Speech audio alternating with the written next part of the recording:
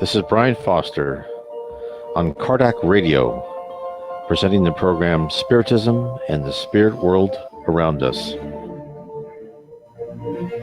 Hello and a good evening, morning, afternoon to all of you. Today is September 16th, 2018, and this is our weekly Sunday afternoon, night radio program, 7 p.m. on the East Coast, 4 p.m. on the West Coast, all time zones in between, and around the world. Remember, we come live stream on Kardec Radio Facebook page. Tell all your friends about Kardec Radio Facebook page. There's lots of many live streams, there's postings, information about Spiritism that you can get on here. And also, I believe that they're going to have a YouTube channel pretty soon, so that's exciting.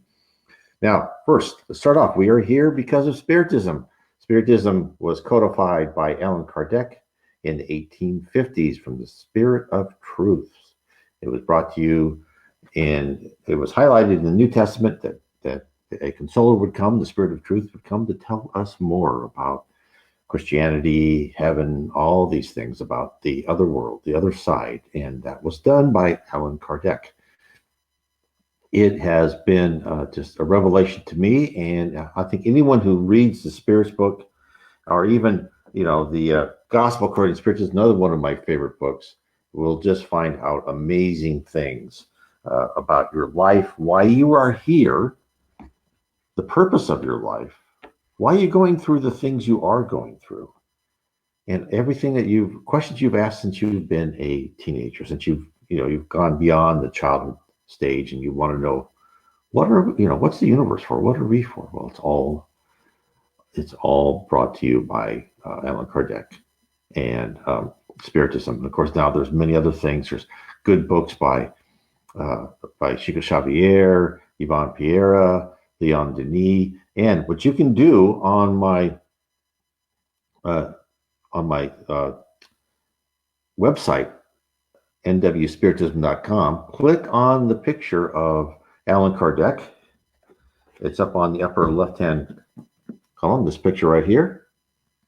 And it will take you to the EDICEI bookstore. You can find more of his books. You can also, of course, find all of Allan Kardec's books. You just type in Allan Kardec space PDF. You'll find his books on PDF. That's how I found them, and it's a great introduction. So, what are we talking about starting today? Now, our last really almost year have been going through my books, Heaven and Below, Spirit and the Spirit World, How We're Guided by Spirits, 3 books that I got from all about how I categorize, and I took messages that he got from higher spirits and juxtaposed them and backed them up by information from spirits that sent information to Allan Kardec, Chico Xavier, and other spiritual writers,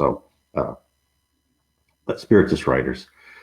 So now I've gone through all those. Those are all on my YouTube channel, NW Spiritism. You can look that up. There's also a link to YouTube and BitChute. I recommend everybody actually sign up on BitChute too, because you never know what's going to happen with YouTube. So I have all of my programs here. I put them on my YouTube and BitChute channel. And I also do a lot of shorter there's Rosalind. Hello, Rosalind. I do shorter 5 to 10 minute videos on the channel also, which is Spiritism Explored and Explained. I have been like short ones like how reincarnation works, what happens when we dreams, etc. But tonight we're starting something very exciting, and this is going through my book, How to Live Inner Peace Through Spiritism. Now, why did I write this book?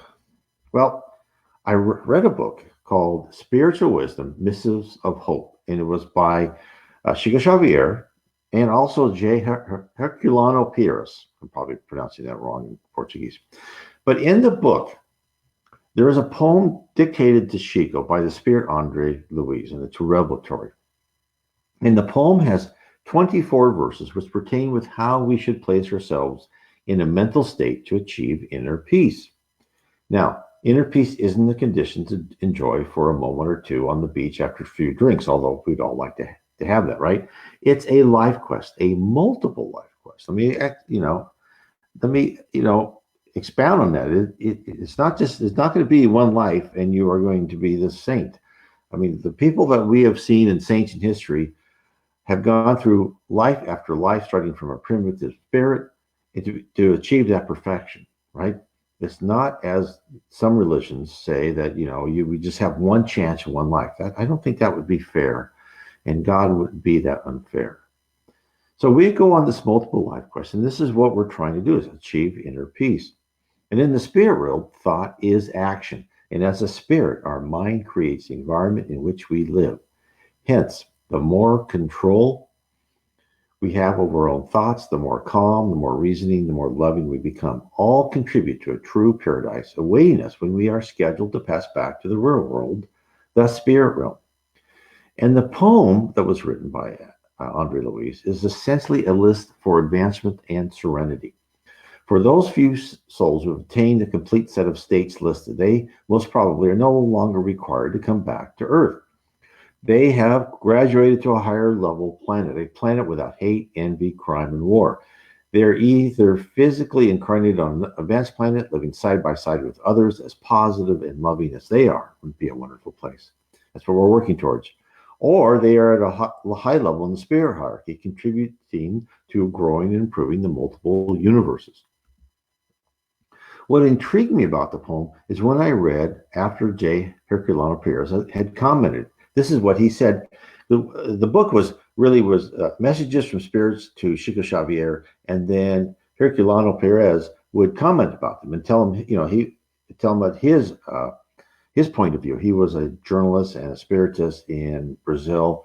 Wrote for a newspaper there, and these things would be put in newspapers, and he would analyze what Chico just said. And this is his comment, because after the poem, he says, these propositions, analyzed individually and as a sequence of events, would result in a book we could label The Technique of Existing.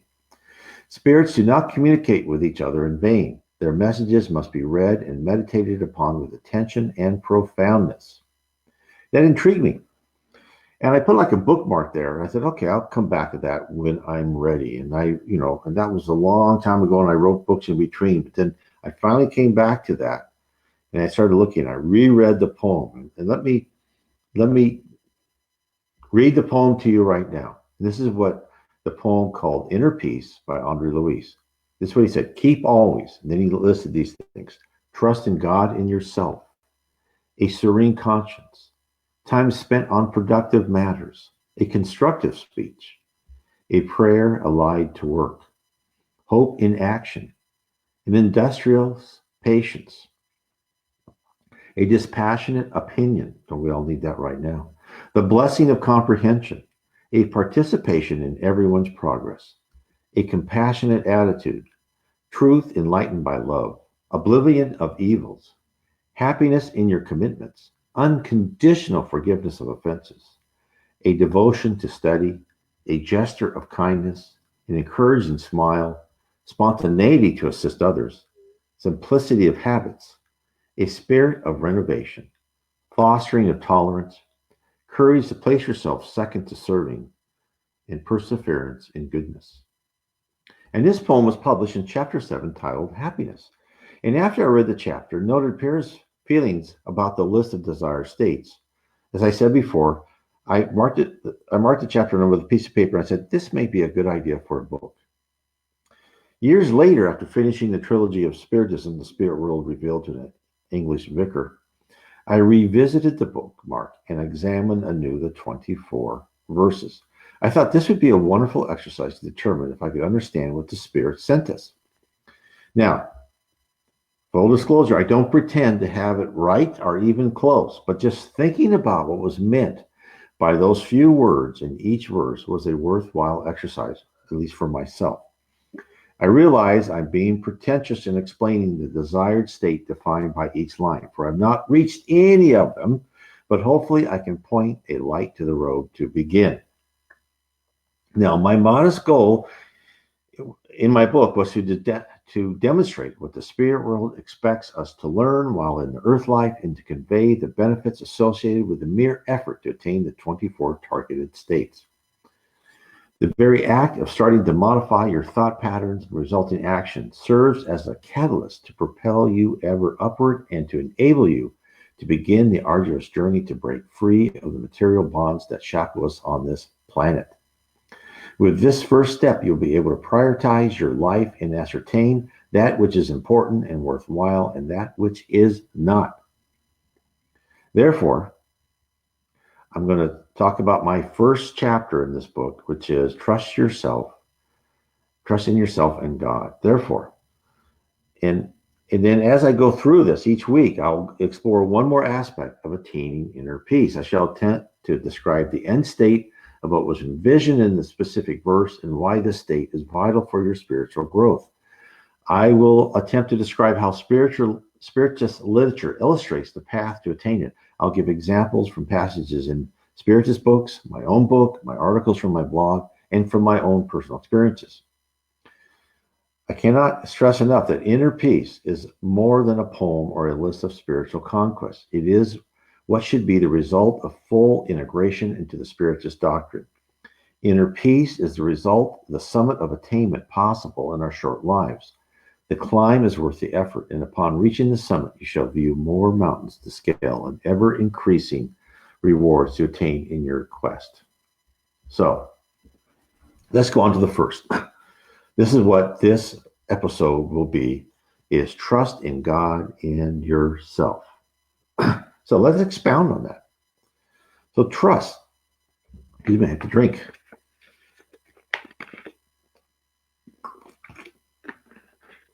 Trust is a simple word, but a complex concept for an adult. As a child, we had implicit trust in our parents. We literally knew no other way of thinking. As we grew older, our trust evolved. We developed to measure trust out in small increments. In full adulthood, we totally abandoned the possibility of absolute trust. We always reserved that small percentage of doubt. Now, there's an interesting section in the translated communication titled The Life of Jesus. It was reportedly a communication from the Spirit Jesus to a medium in France in the 19th century. The medium was only known as Medium X. The book was translated into Italian, then Spanish, then into English. It was not completed until a second medium took up the work in the 20th century. Well, I don't know for certain if this work is really the communication of spirit messengers from Jesus or Jesus himself.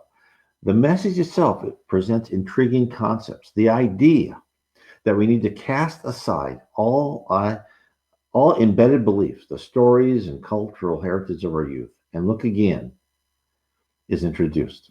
This is what they say. The soul's freedom is acquired by the spirit's intellectual power.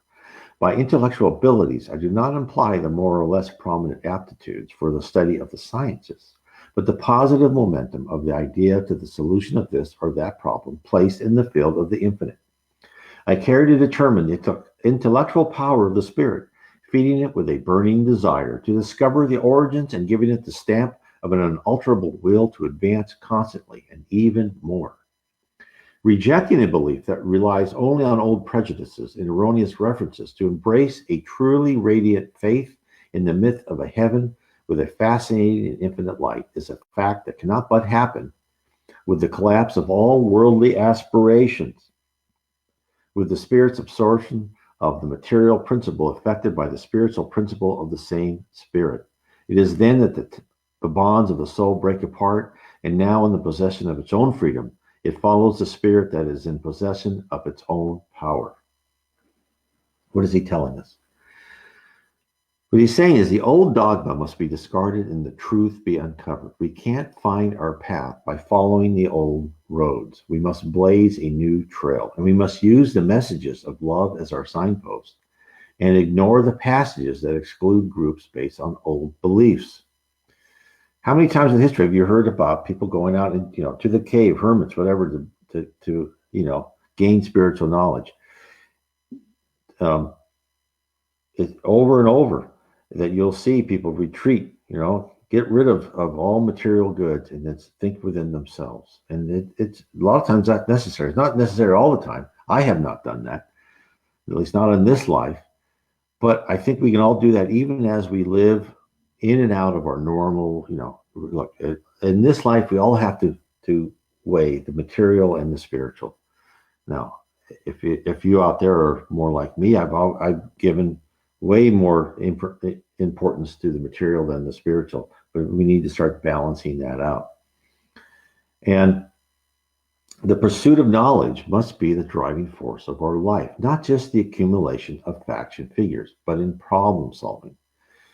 We need to fill our toolbox with heuristics, right? Heuristics is how to solve problems. Every type of problem solving, discovery, or learning technique we can grasp. Why? Because as we ascend in the spiritual world, we'll be called upon to utilize each and every one of them. What we must understand is that when we die, when we pass over, we just don't go to heaven and we live in this Elysian fields and we just, in this people playing harp on lying on clouds. We go back into another world, a different world than this one, a much better world, but we all have work to do. And we have very important work to do. We have work like trying to help these people here on earth become spiritually mature. Right now, we live in the planet of atonement. We're trying to graduate to a planet of regeneration. How do we do that? By changing the characteristics and personality, supplementing, getting rid of all the primitive emotions, and helping everyone on earth become a better person. So we have this collective harmony, and we can, as a planet, go into a place where we have a lot less hate and envy, wars, and all that, poverty and justice. We can only achieve this state if our focus is on accumulating spiritual knowledge instead of accumulating material goods.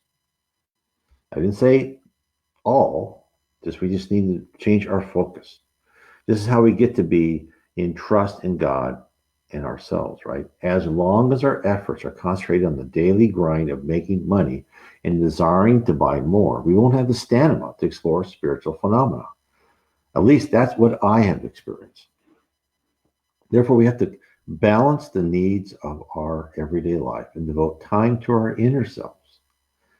It's not going to be easy, and it's not intended to be. If it was, we wouldn't hold on to our knowledge, our victory. It would be forgotten like an old discarded toy.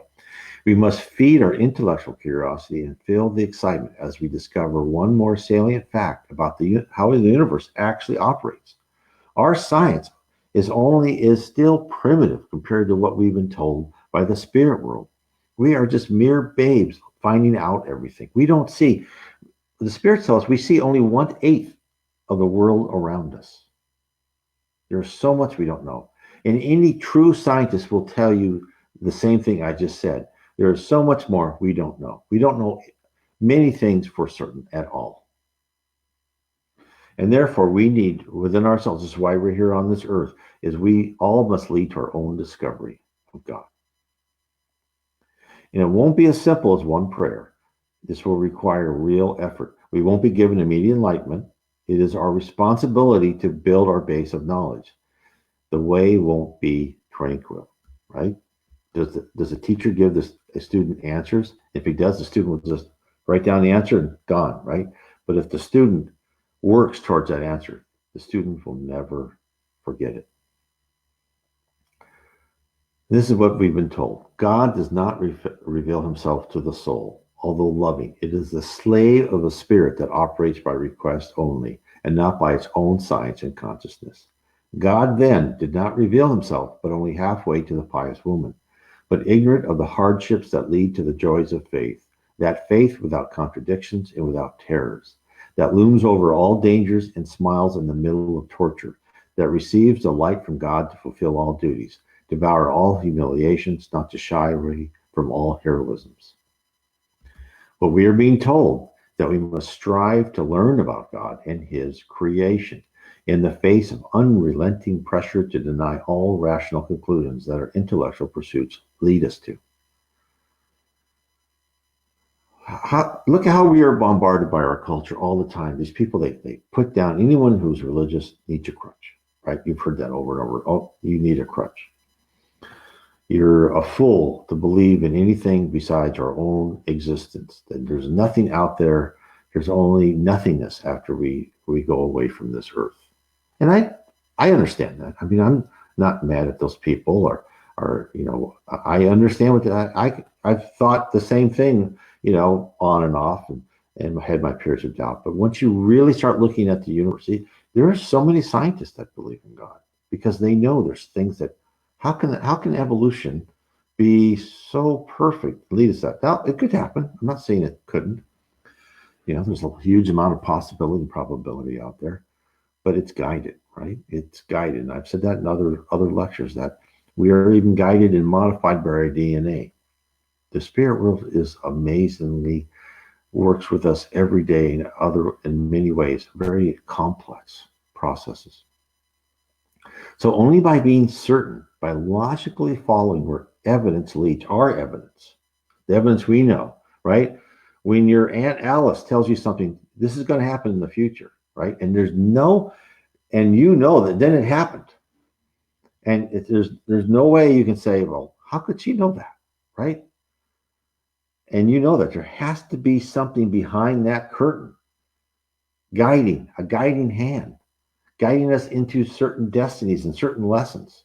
Carl Jung knew that. He called it synchronicity. When things happen that kind of guide us into some sort of path where we can attain our spiritual victory. You will know these things, no matter what everyone says that, near-death experience is not just your mind, your mind going, shutting down. Well, other people have had near-death experience and have come back and said things that were prophetic. How can that be? No, you can't. There's so many people who want to deny the other spiritual side. And I understand why. Because it goes against the relative moralism. It goes against modernism, where we are all should just be small little cogs and being led by the state. That's not why we're on earth. We are here to become our own independent beings, to find our own spirituality, to remove the blemishes, to become spiritual beings. Not to be led by some world government. These people are on the wrong path. They will be on the right path eventually. Maybe not this life, but another life. So you should love all of them. So therefore, only by being certain, by logically, again, by following where the evidence leads, can we stand our ground against those who would turn us away from our true faith. And we achieve this by not believing without doubt whatever we are told, but by analyzing and cementing the truth in our own minds by the weight of evidence we have discovered. And this is the type of faith that Spiritism and the spirit realm wishes us to cultivate. While I realize it's difficult to fly in the face of an entire world culture dedicated to commercialism, relative morality, and other faith in current scientific hypothesis, the uncovered facts are out there, waiting for the truly open and inquisitive mind to parse. And as I'll say again, we don't want someone who says, okay, believe in the Bible because I told you so. No. We want you to believe in Christianity, to believe in Jesus or Buddhism, whatever type of religion that tells you that how to become better, how to become a better person. Take all the loving parts of that, right? That you should. You should not even believe, there's Spiritism even tells us the Old Testament and the New Testament. There are parts in there that was written for the culture and time that it was able to be delivered. There's certain things you just throw away from that. What Spiritism tells us is the messages of love and helping and charity, fraternity, those are eternal. The other parts, remember, the spirit world talks to us at the level of maturity which we can understand. So, how does one begin the journey to find a divine presence in their life, right? Now, for me, it began with my wife telling me that certain things would happen in my life with such specificity that, although possible, were not at all probable. And when one event occurred in which I had thought was out of the question, it stopped me in the tracks and made me reevaluate my entire belief system.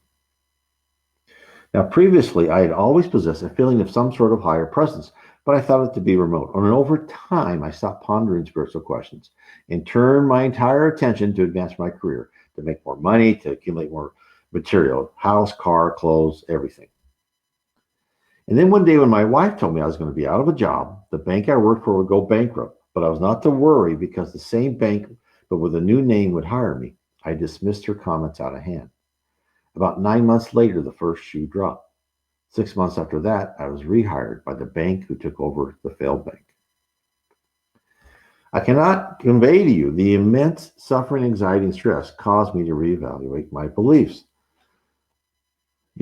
Being out of work, and it was during the Great Recession of 2006, I believe. It was, here I was, there were no jobs out there. And it all happened exactly as prophesied.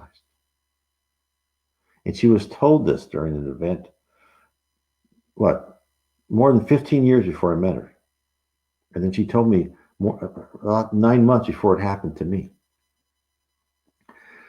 She told me other things before, but I always dismissed them and thought, oh, those were just happenstances. But when this happens, it's built upon everything.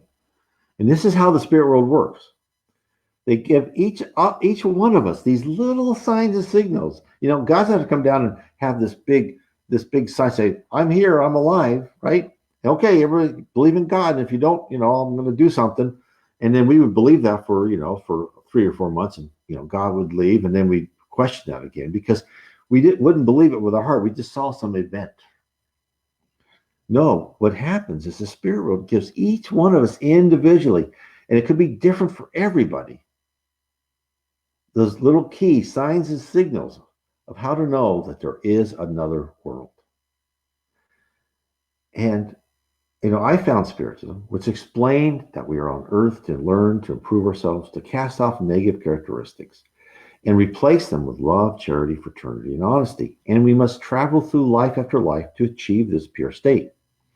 Intellectually, I found my answer. Spiritism explained the spirit realm, how we are immortal spirits who must be trained to become responsible members of the spirit society, to take our place among spirits who create with their minds, which must be free of all ill intentions, who must also be free of any blemishes in their character. I discovered Spiritism. I read about Spiritism. I spent hours upon hours thinking about the spirit realm, the leadership of Christ and God. I intellectualized Spiritism. I tried to comprehend the procedures and processes, the organization, the hierarchy, and the environment of the spirit world. While I felt myself to be more enlightened about why I am here, why Earth is like it is, I didn't feel the spirit realm, right? I didn't seem to be emotionally in touch. I didn't intuitively know the feeling of absolute love that many have experienced, either through their own immediate meditation or via near-death experiences or other discovery. I read about God. I read everything I could about God in spiritist literature. The central theme from the Spirits book in the 1850s to the latest book sent to us by a spirit via a spiritist medium, God is beyond our comprehension. To begin to understand God, one must start with Christ. Spirits in the even higher levels of heaven have reported that they too are unable to fully realize the extent of the supreme divinity. Passing on from the physical life to the spirit life doesn't come with a ticket to suddenly know who and what is God. So hence, we as scientists who are trying to understand the phenomena, we must begin with studying the effects from an unknown source on a known object. We must analyze that which is affected and which in turn touches upon us. And this is precisely why Christ came to us on earth, to be the channel, to explain and to teach us how to become a spirit that one day may reside close to God. In the book, Among Brothers of Other Lands, psychographed by Chico Xavier in Valdoviera, spirits communicated to them that there is a path explained to find God. And this is what was said. We cannot measure God's glory around us, but we can recognize the divine attributes of God through our love to our fellow man. As far as it goes, the definition of the New Testament, God is love, and that he abideth in love, abideth in God, and God abideth in him, carries with it the promise that by living and practicing pure love, man will finally attain to the state of union with his Maker forever. Where would we find God? Then we need to follow Jesus Christ. Service with him is the only real easement of life's problem. Good things do not come to us by chance. The happiness and the peace in the soul's kingdom come from love's service.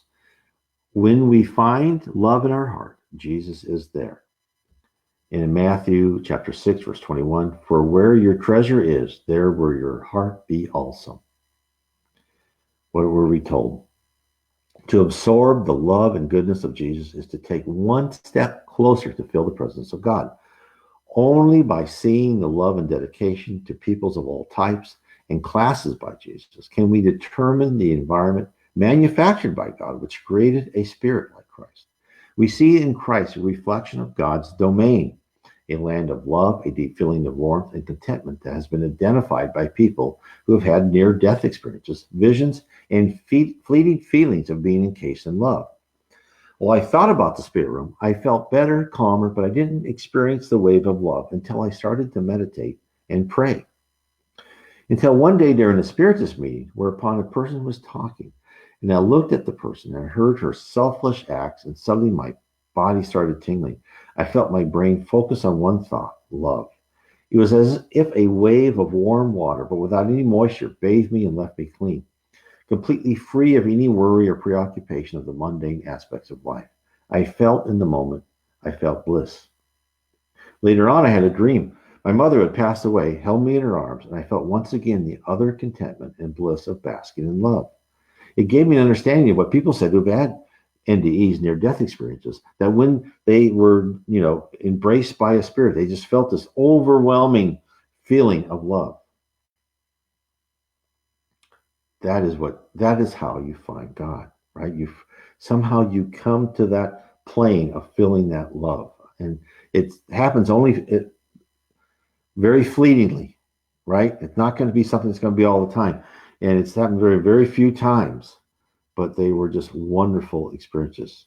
And for me, it seems like I had to achieve a combination of study, accumulating knowledge about the spirit realm and the immortal teachings of Jesus and other great spirits, Socrates and others, Buddha, and the application of love for our brothers and sisters without prejudices, and emotion by meditation and asking for guidance, by opening myself up to help in whatever form was best for me. Only then, intellect, tempered by emotion, could achieve a state to experience, for a few seconds, what it meant to live in an atmosphere of love and to trust implicitly in God.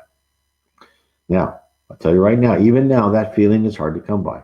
But when I do, it's like a breeze came in from a small opening, carrying with it a sample of God's universe. But above all things, my trust in God is built upon facts which I know to be true. Now, other people could say, no, you can't prove that. That's just your word against the universe is true. These are facts that only I and my wife could attest to. These are personal facts, facts that couldn't be proven in a court of law. But to me, facts nevertheless, and a state of feeling, an anticipation of breathing in love, walking in love, and existing in love, that I know will come back to when I'm done with my lessons on earth. For each one of us, that trust may be constructed differently. It doesn't matter what others think, only what you know deep in your heart to be true. That is the conundrum of the age and the society we live in now. In this great materialist society, it is difficult to achieve that because we are just, from the internet, from TV, from everywhere, we are just bombarded with these, materialistic messages, and the messages that only believe in the state, only believe in science, right? Don't believe in anything else. We'll tell you what to believe in. And you just have to say, oh, sorry, I'm going to cut you off right there. You don't have my personal best in mind. You have your personal best. You have the society that you want to create. I need to find God. I need to find Christ or Buddha, whoever. You need to find that and understand that.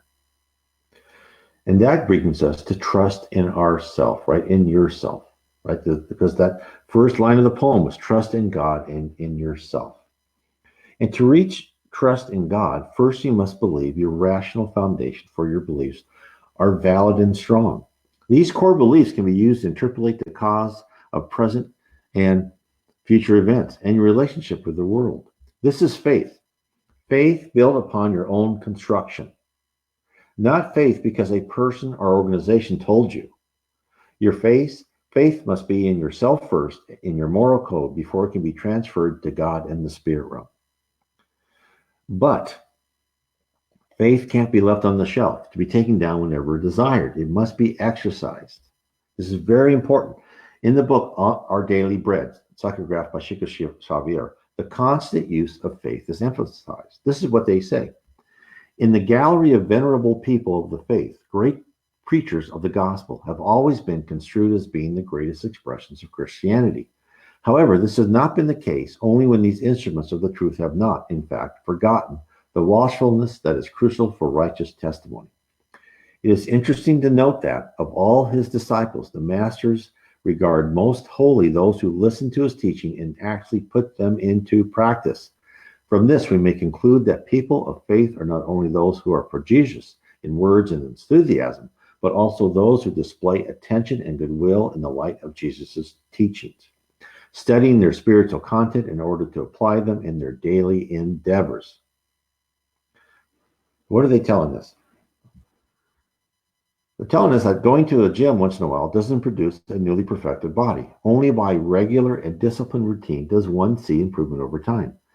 Working out, if you go to the gym all the time, working out becomes a habit, a virtuous cycle whereby improvement provides an incentive to exercise more. Faith is the same. When I was younger, if I read the Bible very rarely and thought of what it said, I would only ponder, not do, right? The messages of love and forgiveness were not made part of my daily life. I still got mad at people. I loved malicious gossip. The juicier, the better. I still wanted to take advantage of whatever situation I could find, and I was constantly stressed and anxious. I remember one day, I think 20s, it all caught up with me. My stomach tightened and I was in great pain. My first thought was to find a tranquilizer because I instinctively knew I was extremely nervous and it was all catching up with me. I wanted to find a cure for the symptoms as soon as possible. I knew the cause, my own actions and circumstances of my own making. But I didn't even think, not for 1 second, that I should change myself in my outlook. I was so locked into the culture of getting what I wanted that my field of view was limited to attaining momentary relief so I could keep on striving for material and physical pleasures. And my plight was described exactly by a passage in the book, The Way, the Truth, and the Life. Again, psychographed by Chico Xavier. This is what was in that passage. It just hit me that this is where I went. As they go about their daily chores, people must not forget Paul's expression, have faith in yourself.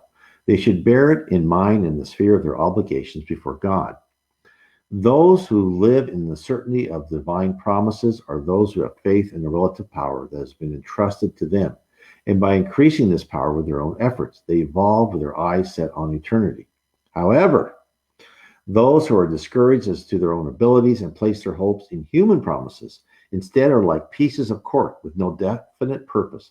They are at the mercy of the sea without course or harbor. I was that cork. I had no definite purpose. I just wanted what I wanted to. I fully bought into the consumer society as reinforced by a constant barrage of commercials and other pressures to dedicate my life to acquire material goods and to occasionally please myself by spending more money. Without purpose, we look to anything and everything to distract us. But faith, rooted in reason, will anchor you. The barrage of messages from friends, acquaintances, colleagues, and society may rock you, but they don't dislodge you when faith hardens like a diamond. Therefore, faith only becomes strong with practice. My intellectual fascination with Spiritism was only the first step. It was only after I started to review my actions every day and examine what I did right and what I had failed at that I began to pour the concrete pilings that fully grounded me. Only then did I commence to cure myself from the pangs of nervousness and stress. I can't tell you how different that makes you feel. I cannot convey in words how much happier I am. Even when bad things happen to me, I don't let them discourage me. I just like, okay, another lesson. This is something I have to go through. Thank you, Jesus. Thank you, Lord. I'll do the best that I can. I'll still whine and I'll complain about it sometimes. I'm not anywhere where I should be, but it's just, I know these things are here. These obstacles are put into place for a reason. And the next great step, the step that is so important, I begin listening to my conscience. Spiritism tells us we are given that great tool from our previous lives. It is the set of divine laws that is implanted into every free will being. After each life, we add more to the set of codes by which we must live. We build up interpretations of how to behave in different circumstances. Now, stress occurs when you ignore or rationalize away the dictates of your conscience. The vibrations caused by signals sent out from your crown chakra, right? Your power centers, as they're called in Spiritism, alerting you of an incorrect action disharmonizes all other chakras, power centers, thereby creating an imbalance. Anxiety and nervousness is the result. Oh, Hermano, hello. The challenge is that your conscience tells you to ignore material gain at the expense of providing for yourself. It tells you to help instead of hinder others. In other words, in many instances, it is diametrically opposed to the norms of behavior in our society and to our own base selfish interests. Hence, you have to be strong to swim against the current. Not only are you denying yourself, but you're denying everything that, like, all of your so-called friends are probably telling you, oh yeah, go take advantage of that. Yeah, there's money just laying around. Go take it, even though you know that's not the right thing to do. Right? Yeah, go stab that friend in the back because you want something else. And you know that's not the right thing to do. And you feel bad about it. That causes stress. Your actions causes your stress. Right? That's why a small child that doesn't have any stress, they just do whatever they want. They don't feel bad about it because they're just themselves. We, as getting older and older, we get stressed because we become aware of that conscious, become aware of that set of divine laws.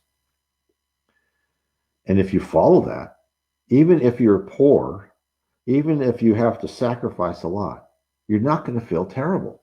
You're not going to have that nervousness. You might have some nervousness that you're poor at the time, you need money, and you're just barely making it. But you meditate and pray, you'll be given answers and the strength to get through that trial. And once you put in practice love instead of hate, forgiveness instead of revenge, honesty instead of deceit, fraternalism instead of tribal exclusiveness, and spiritualism instead of materialism, stress begins to dissipate. Living, thinking of serving others as opposed to taking, lightens your load. When I trained my thoughts, not just my actions, to conform with my conscience, I became more relaxed, calmer, less prone to losing my anger and saying hurtful words in retaliation to perceived attacks against myself. I became to realize that we are all souls on a journey. Some of us are more mature than others. Many have not let light into their personalities. Hence, we should ignore their actions as we let the comments of a teenager roll off our backs, right? Because we know they'll grow out of it, out of their irrationality. The rewards are great. Whereas I used to take headache medicine quite often, I no longer need it. In fact, I can hardly remember the last time I required pain relief. My health is better because my outlook is better. The small vicissitudes of life no longer control my emotions. I have trust in myself and I know I'm on a journey to perfection. I'm not there. I'm not there by any stretch of the imagination, but I know I'm on a journey and I believe I'm taking the steps in the right direction. It may take many lives and trial, I know it will, but my faith in the divine keeps me grounded, for I know that any tribulation that I encounter is sent to teach me, to make me a better person. So, what I've tried to do in this, this live stream on Facebook, and this will be posted on YouTube, is trying to say this is what was told by the poem: trust in God and yourself, and then tell you what the spirit world says. How do we achieve this? How do we read what is given to us by spiritist mediums and other spiritual texts? How do we get to there? How do we get in trust in God and yourself? And I hope this has given you a clue, is to find trust in God, understand your own experiences, right? Look to Jesus Christ. For only that way you can know what God is about, by looking at him. Take your own evidence and then use that to build a solid foundation in your life. Use that and then look for the signs and signals from the spirit. They will be sent to you. I guarantee it. Now, I don't guarantee that you'll see them. I know as I look back in my life, finally when I read about spiritism, I see, oh, I understand what that was. That was a sign to go in this direction, right? Now, many times I just ignored it and just went on the wrong path. But when you start understanding this, you'll really see that all of us are subtly guided. I mean, some subtle, not so subtle, into certain areas. And this is what's important to know. This is hopefully a way to make it better for you to understand how we are on earth to, to perfect our characteristics, right? Our get rid of our primitive emotions, to get those out by hard trials, by pain, as they say. I read in a lot of spiritual literature, like in the kiln, right? We're the ceramic pot in the kiln. We have to go through heat, right, to burn out the bad parts and cement the good parts into us, and that's why we're here. So I just want to thank everyone for being with me on this Sunday evening, September 16th. I'd like everyone to say, please share this live stream with other Facebook. Go to my blog, nwspiritism.com. Go to my YouTube and BitChute channels. You can see that I have connections to that in nwspiritism.com. On the left side, right side, I'm sorry, navigation bar. Subscribe. Tell your friends to subscribe. And, don't hound your friends about spiritism, but when they have questions, say, hey, this is what helped me, right? We're not, spiritism is a doctrine. It's not a religion. There's no priest. No one's asking you for money. It's just information is laid on the table, and the spirit world usually sets you up, sets other people, maybe your friends, whatever, is they'll set up the situation where they will finally notice something laid on the table, maybe, at some point in their lives or future lives, and then they'll pick it up and they'll read about it and learn about it. So I want to say, God bless all of you. Thank you for being with me tonight, and have a wonderful rest of the week. God bless.